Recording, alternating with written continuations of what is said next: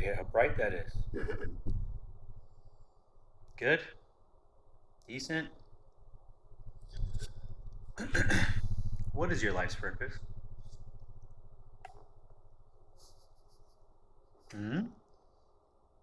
Do you know? I wonder how many people can answer that. What is your life's purpose? I'm thinking of even asking my family members, and they'll be thinking for a while before they answer, and then their answer is going to be fucking stupid.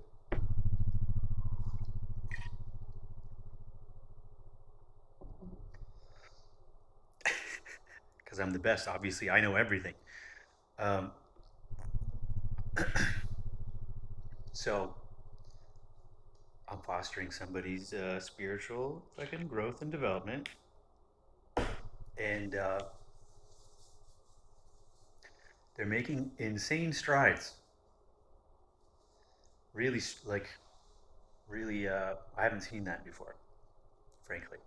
What I thought would take years, it seems to be happening in weeks. Um, and I asked them today, how are you feeling? And the answer was numb. And I thought about it because obviously that's where I came from. So, like, obviously I know that feeling. So I was thinking, how did I go from feeling numb every day to where I am? And this is what I realized is as you become spiritually awake, which is just a matter of becoming self aware. That's all that is. So it doesn't mean you see ghosts and demons and angels and Harry Potter land. It means that you're aware of yourself, which is the universe you live in. Because the universe is you pushed out. So the way I describe it is you were tuned into a radio station and your vibration is raising, right? So you're still trying to tune into that radio station and you don't yet have access. You're just in the static part. The static part is in between stations. So your vibration is too high for where you came from and it's not high enough to be where you're going. Hence, no. So you're not getting the energy of the high vibration because you're still holding on to the low. So in this person's case, like I can see how one by one, all the cords that are holding him back, it's like a hot air balloon being fastened to the ground still. One by one, these things are being removed. My energy going there. I'm gonna protect my energy. This. Um, but there's like one I think major thing that is going to be their jumping off point, for lack of a better word, or springboard into the next phase or vibration. So for me, it's interesting to watch because when I went through this, I didn't know. First of all, I wouldn't have used a word like vibration. I wouldn't have known about it. And then I had no examples. I had nobody to live by other than like mythical people, Zoroaster or Jesus or Buddha or some shit like this. And it's like they deliberately give you these stories to make it seem like it's impossible for a human being to do. Like that person is God basically. It's like you feel like it's not attainable, so you're kind of like fucking. So what? But what do I do? How do I become happy?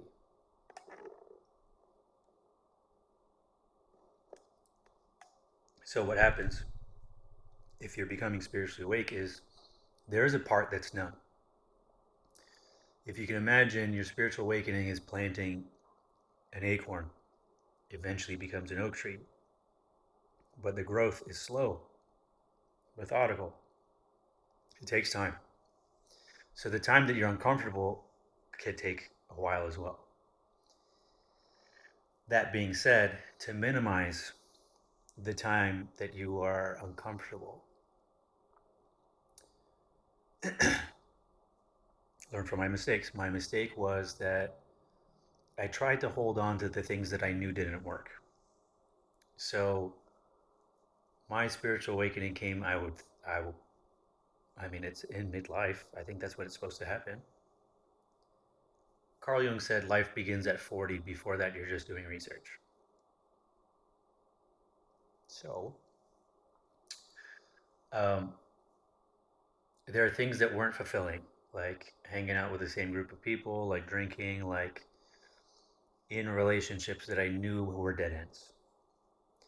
So I described how I went back and forth between different women, but with each of them, I knew it wouldn't get to the end. I knew it wasn't what I wanted. And then I was trying to convince myself that I would want it if I just hold on long enough and if I just push away the feelings. And I tried to keep it as casual as possible for as long as possible. And as soon as it started to feel like it became serious, there was glaring issues where I was like, I can't live like this. I can't do it.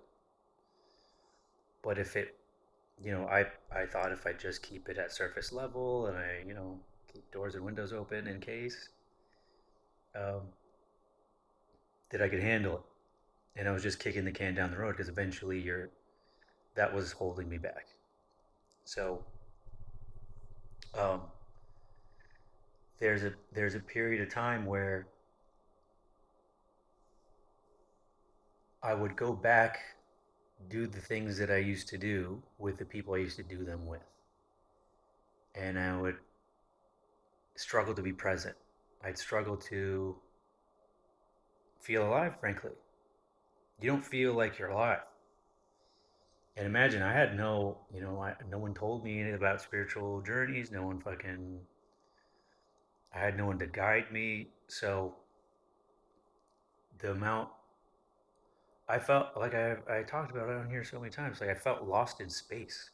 I mean, like not lost in the ocean where you have maybe there's an island, maybe a cruise ship will come by. Like fucking in space, like an astronaut on a tether that the tether breaks, and there's nobody's coming, and it's in that profound feeling of being lost and lonely and alone that I found myself. That's why it's called Dark Night of the Soul. You got to do it alone. So, in the case of the person that I'm coaching or whatever, fostering, holding space for, um, I can tell when there's times where they need the connection and the deep thinking, and then there's times where it's like I'm overwhelmed and I need space. And then in between, they're trying to live the life that they used to have.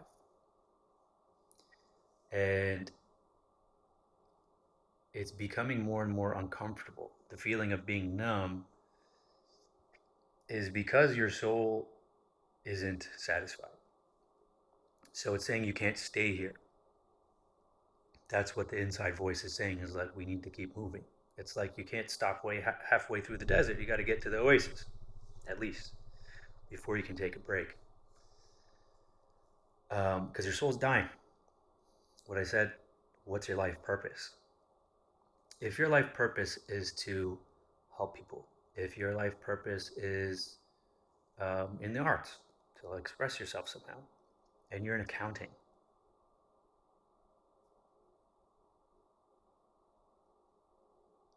just to pay taxes and fucking go to the bars every weekend.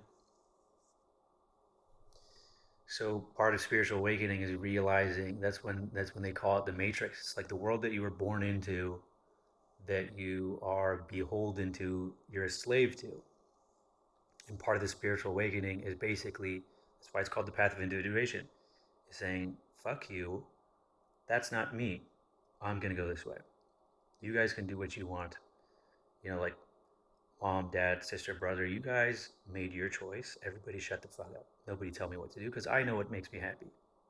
I didn't, but I figured it out eventually. You know what I mean?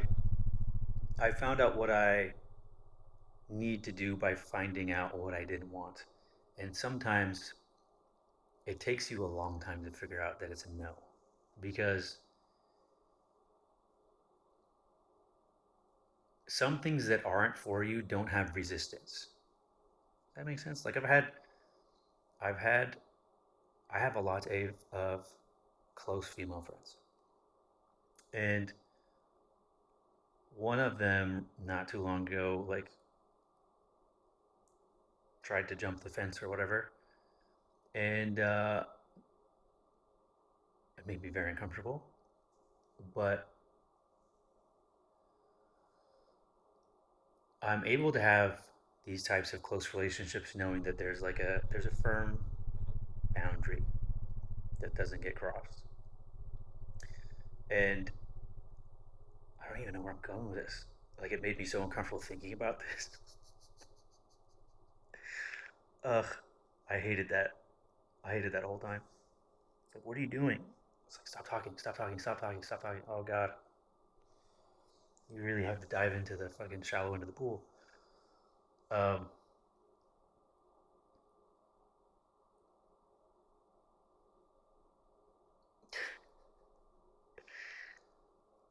that person is going through a spiritual awakening, I'm sure. But I suppose a lot like mine is I pushed people away subconsciously so that I would have to do it alone. So there are people that I was holding on to that couldn't be part of my future, and I unknowingly and unwillingly sabotaged the relationship so that that door is closed and shut, so that I have to figure it out alone because those people aren't part of where I'm going. So I talked about like an ex and her family and stuff like this. Once I realized I was being betrayed and used and stuff like this, I reacted in a way where like we ain't gonna be friends again. And when I calmed down, I was, of course, was like horrified with how I spoke and reacted, and also like realizing that I was triggered into unconscious behavior. I was like ashamed of myself and shit like this. But it's there are no mistakes. So me, for instance, telling my ex that her dad is a fraud and stuff like this, when she idolizes her dad, she thinks her dad is Jesus. I knew it was, we ain't gonna be friends now. But it was also the truth. Like, hey, I saw what you guys did to me. I saw what he said. I saw these things. And me pointing out to you is the relationship ending, then the relationship wasn't a relationship. It existed to be one direction. And as soon as I was like, hey, what about me? They're gone. Hey, what about me, guys? So because this happened to me so much, I knew part of my spiritual journey is to protect my energy. So learning to protect your energy is creating boundaries, and a lot of times it's creating boundaries with people that you love most. And you have to do that first. It's the first step, like identifying where is my energy going, and then setting a boundary, healthy boundary, and then the universe will test it to see if you're still stupid. Like send an X back. You know what I mean? Like you'll always have that. As soon as you think, if you want the X back, you won't find them. As soon as you're like the day of, they pop up. Even if it's like unlikely, you'll be in a different country and somehow they're like, what the fuck? It'll always happen. So it's just a test. It's a test like, hey, are you still stupid? Are you ready for the next phase? So if you're still stupid, you repeat the cycle. It'll happen another, it might take a couple years for it to come back. And the goal is, at least if you're going to fuck up in a new way. You know what I mean? Try something else. And then when you exhaust every avenue, then it's like, okay, my bad. Wasn't for me. So the first step, boundaries. And then you're stopping energy leaks basically by not overextending yourself and not allowing people to talk to you in a derogatory way, by not overexerting yourself, by not feeling obligated. It's a huge one. Now, a lot of things that happen to us in life, I keep saying, like, don't let the devil change you. Like, I am an open and sharing and giving person. It's one of my love languages. And the people that used and abused me basically got me to stop doing that. And then I stopped being myself. And then I also stopped sending and receiving love. Like the pathway was closed. So in the case of me holding space for someone to go through their spiritual journey, there is no receiving. It's just giving. And they express like, how can I pay you back? It's like, one, you can't. Like, there's nothing you can do. It's like, only I can do this. There's nobody in the world who could ever do this for anybody. Um, it's just a matter of, it will pay off for the person, and that I wish someone did this for me, because that feeling of obligation or feeling like I owed somebody, like my ex was helping me get over an ex in the hopes that I marry her or take care of her or buy her stuff or whatever the fuck. So like if you do it for the wrong reasons, like things turn out bad. But if you do it for the right reasons, like I feel like I'm part father figure, part spiritual guru, part I don't know, like a lot of things, and it is taking energy from me, like physically, like uh, but I believe that when you do things and you do it right and you do it for the right reason, the universe rewards you. So we'll see in the future how that works, and that's why I document these things. Is like see where I've come from, where I'm going. It's been this month has been slow for work, and I know it's because I'm giving energy to something. Um, I got a text today,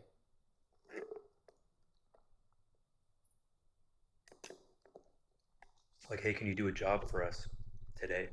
I'm like, "Yeah, but you guys are in Northern California. I'm in Southern California. How?" "I'm gonna send my guy on Southwest." That's a first. Someone just coming on an airplane to hand me something and then hopping back on and fucking back off. Thanks, Scott.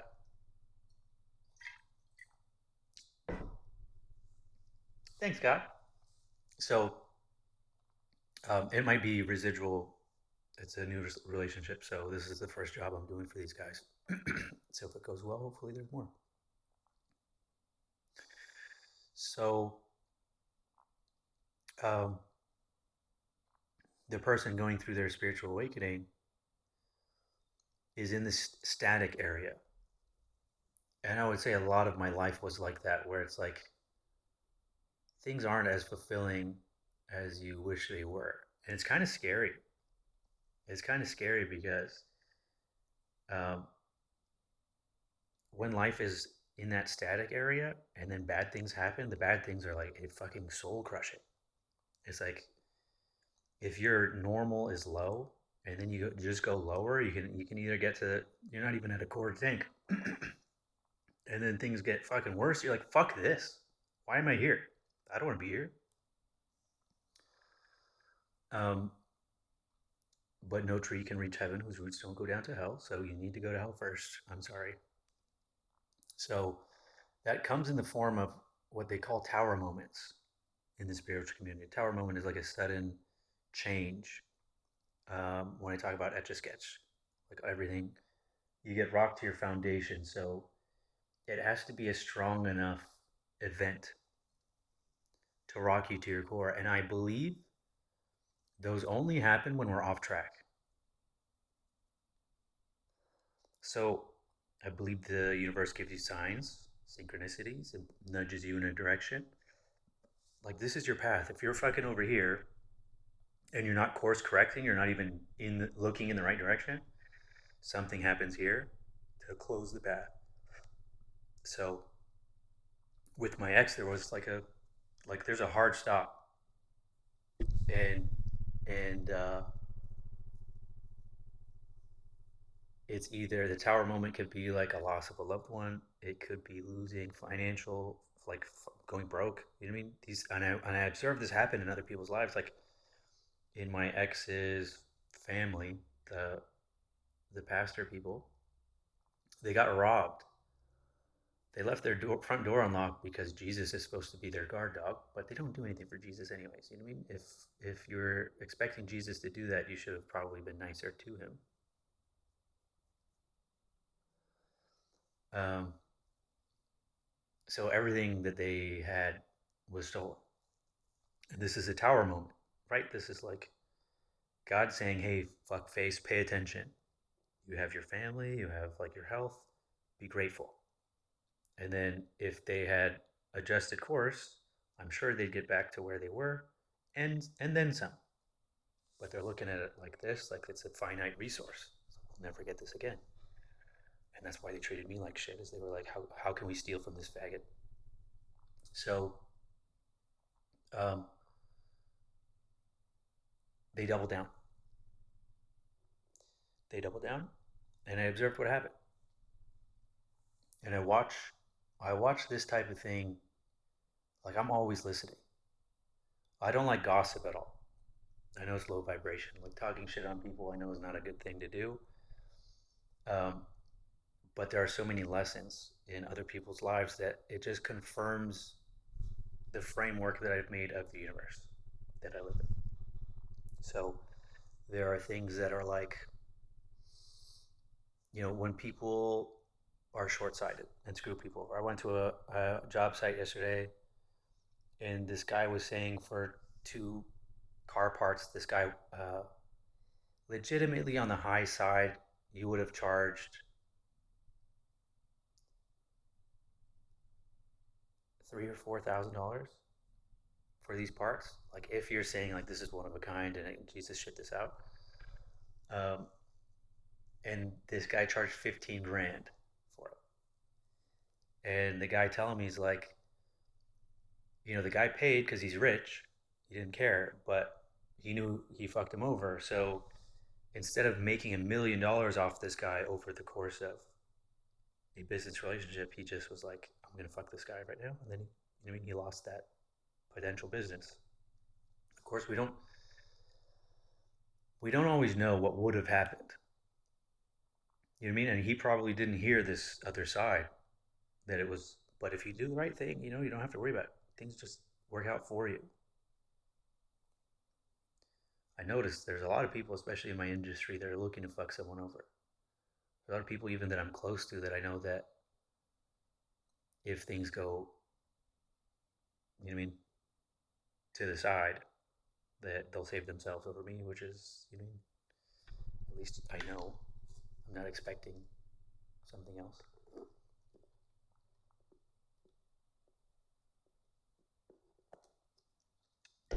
So, in the case of the person who I'm guiding, I'm putting like the bumpers up, trying to. I'm just like, if you go too far this way, this happens. If you go too that far, but do what you want. Um, it's interesting to see because it's a different path than I took because I didn't have a me, and it's without the use of psychedelics. Now, what I noticed, here's another parallel, is that I did kind of have a me. So my friend Amber was in my life, and she held space for me to do my inward journey. So if we were in a crowded place, she'd be like asking me like, "Are you okay? Are you feeling like do you need to move or whatever?" And it made me more calm. So like the things that I wasn't aware of that were energy leaks, she plugged them, and then I felt like I had never felt before. Like I got to a new level of everything, confidence and success and all these things. Just everything started falling into place, and then I was vibrating very high, so I became very attractive. It's the most attractive I've ever been because like men and women were not just smiling at me, but like guys saying no homo, you look good. I was like probably a little bit of homo, but thank you. Um, I was just happy, and the like resting bitch face was gone. So you just seem more approachable. I don't know what to tell you. So um, I didn't realize till in retrospect. So because Amber was basically supporting my basic needs of safety, like basically being my mom never had that feeling, like that my mom is paying attention to my thoughts and needs and whatever because she's dealing with her own shit. So um, I was dating, which at the time I'm pretty sure Amber was into me, so that was, she didn't like that. Um, but when I was attracting everything, I just assumed the next thing that comes in my life must be my reward. So I had made boundaries, but I didn't. They weren't tested yet. I had like a lot of interest from women, different women, and I chose the worst possible one. What happens? Here's the thing: is that your partner, especially if it's a sexual partner, you're sharing energy. So if they, even when you're just sitting down at dinner, you're sharing energy. So if this person is unconscious, if this person is hurt, if this person is guarded, you're gaining their energy. Oops. And then what happens subconsciously when you feel like you've been brought down, you're going to look for things to try to refill your cup. And I went through this. You know what I mean? I went through this myself. So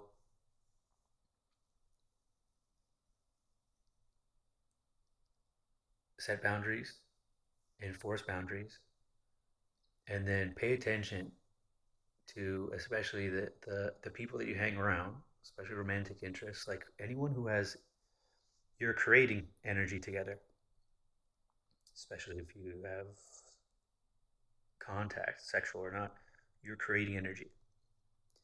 And then you're giving off a frequency. They're giving off a frequency, and if they are interfering, it'll interfere with your growth.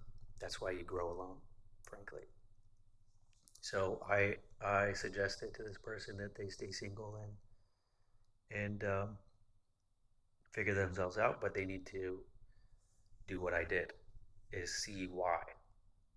Because if someone walked into my life and said, "You need to break up with your ex. They're using you. This," could have told me down the line all things that I knew intuitively. Also, I would have said no.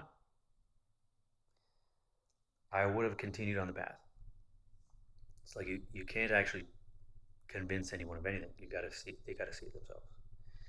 So for me, it is difficult to be in this, to watch someone go through the same shit that I did and then not be able to warn them. I had the same problem with my sister. And, you know, don't do that. You're going to get hurt. Um, but you need to get hurt. Everyone needs to get hurt. Being hurt is the greatest motivation we have. So I can kind of foresee a couple different things happening, but this person keeps surprising me as far as what realizations they have, like on a daily basis. It's really weird. I kept saying it's like you took mushrooms. It's fucking weird how much you're uncovering. I've never seen that happen before. So I asked, I'm like, what do you think made you? What was the difference? I think because of this, because of like they think it's because of something um, they're doing, but I think it coincided with me holding space for them, which is like Amber holding space for me. So it's like basically felt safe enough to go in.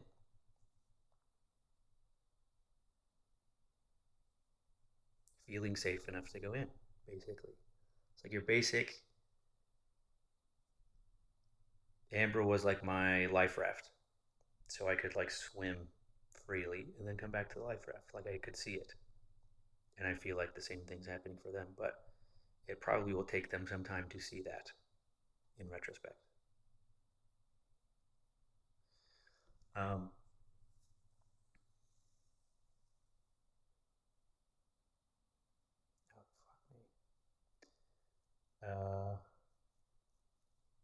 have to answer that text, but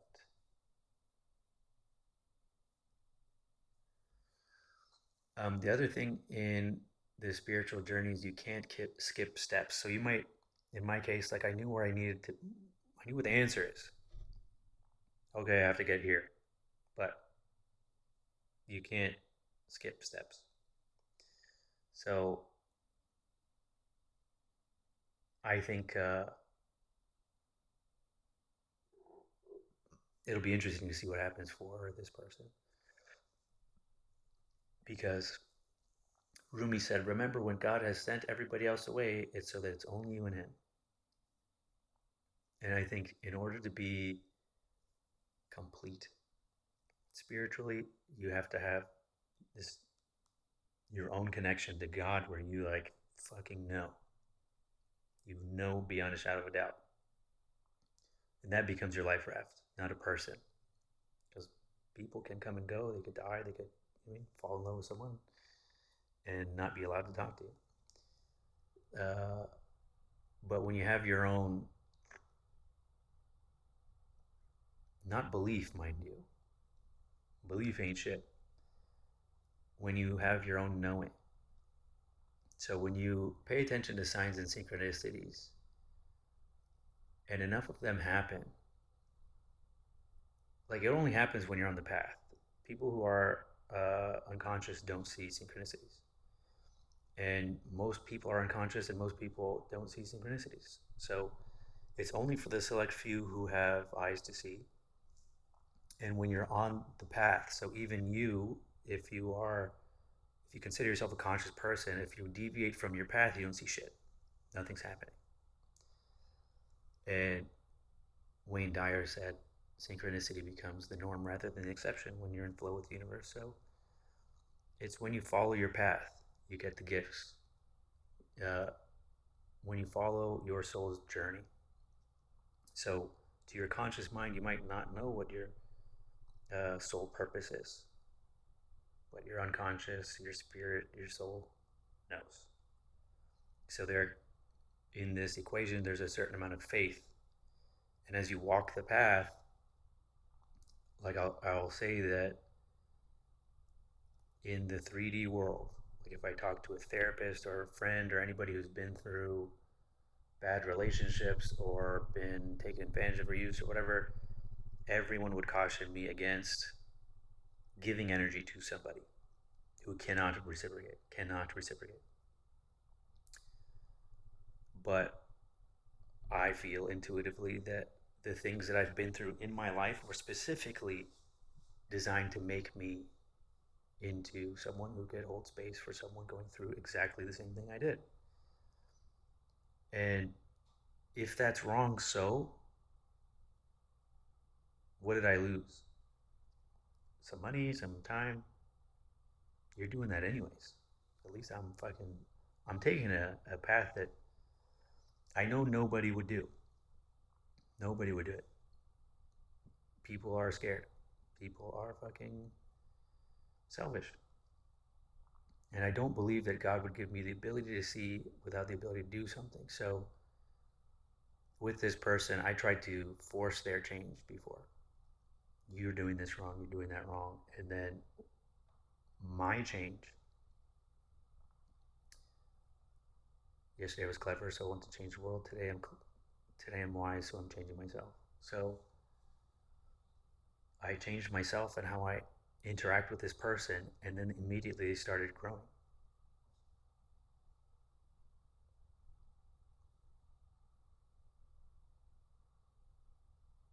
There are no accidents. So I know that it takes time for the 3D world to reflect what's happening in the spiritual world.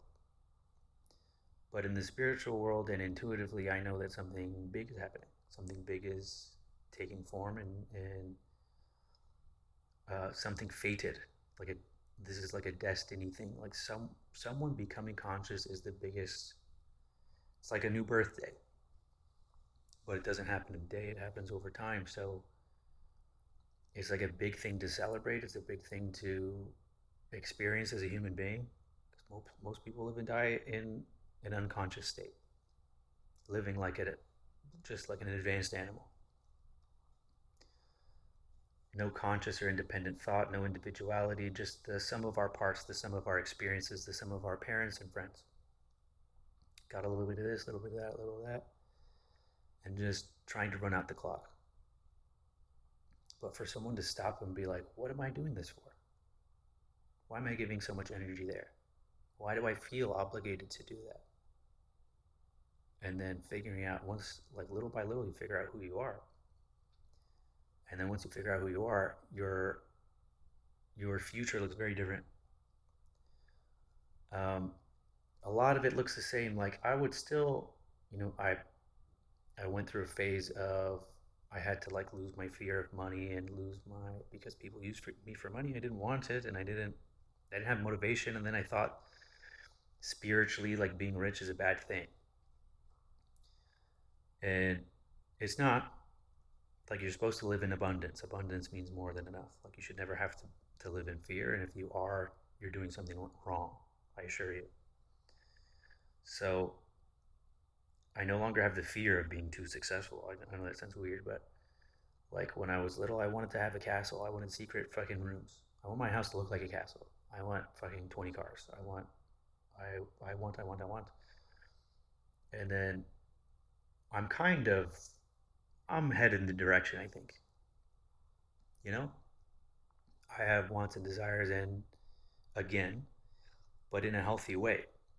And the key to manifestation is knowing what you want and being okay without it. You can read all my books, it says the same shit. Neville Goddard says the same shit. So those are things that I want, um, but I don't need. And another thing I want, I wrote in my thing, is like the perfect relationship. So I outlined what the qualities are of a perfect partner. When my friends were here, I was reading them my thing. And if you're not specific about what you want, the universe will just give you something, and it's usually a lesson. And when you're done with the lessons, is when you find your person. And because what I just said is so difficult and so rare for someone to become conscious in the world, and then do the work they need to do. I was just thinking, like, I reached out to a friend yesterday.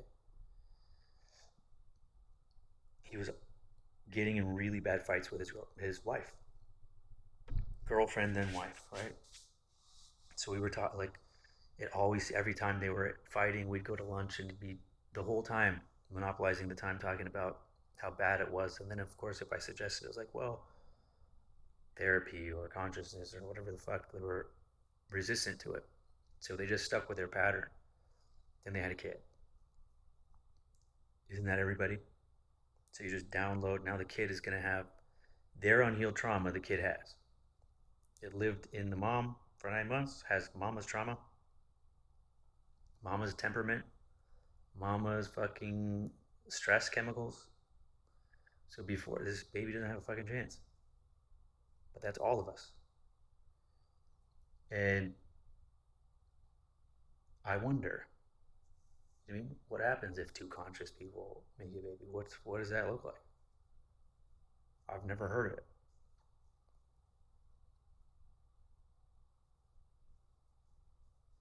I've never heard of it. There's a lot of people that want you to think they're conscious, and then they have kids, and then they have their kids say shit like, "I got to download," and "I'm a fucking star seed" or whatever. It's like it's the same shit as kids saying, "I want to die and meet Jesus." It's like you're just repeating what you said. There's a difference, you know what I mean? Like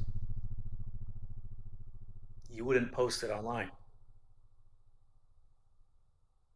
so you wouldn't even see it. So how do I know if it exists? You know, I feel like a big hurdle I have is like showing who I am on the internet and for work, because it's like I have this resistance to it. I feel like I'm being inauthentic. But to survive in this world, like I don't do much retail stuff. It's just wholesale business to business, which allows me to be private. It gives me the life I want, but Um, I do want more out of life, and I do think I need to just shine my light and be seen, not be afraid to be seen. Um,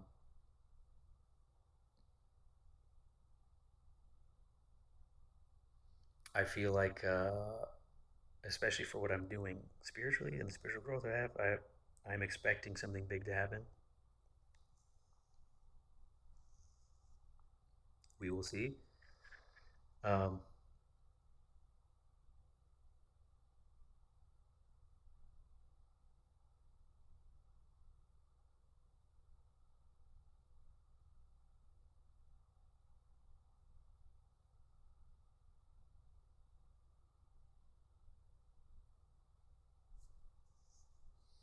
we'll see.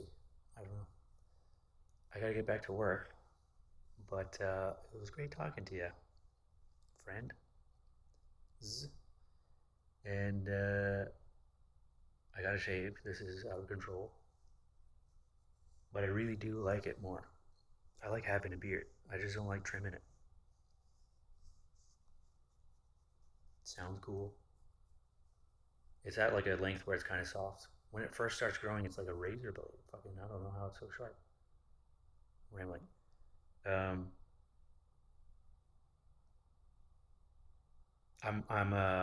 I'm excited to see the spiritual growth in the people around me. It's not just one person. It's like everybody seems to be going through something. I had like some kind of dream about the eclipse season being like, it says in the stars as above, so below. Like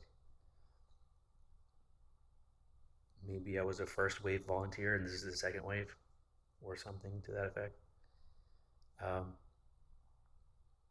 and holding space for other people's spiritual growth is my purpose. So the people that are in my community have like, oh, are you sure you want to do that? Are you sure you have? I mean, won't it hurt if this, if that? It's like my decisions are coming from a different place. So my ability to hold space for someone and and not expect anything is what's preventing me from being hurt by it. Agape. I heard someone say that today. So perfect love that holds no account of wrongdoing. And I wish someone fucking did that shit for me. But I think that you get out of the world what you put into it. So I bet, yeah, me doing it first, I'm creating it in the world. And it'll come back. See you next time. Bye.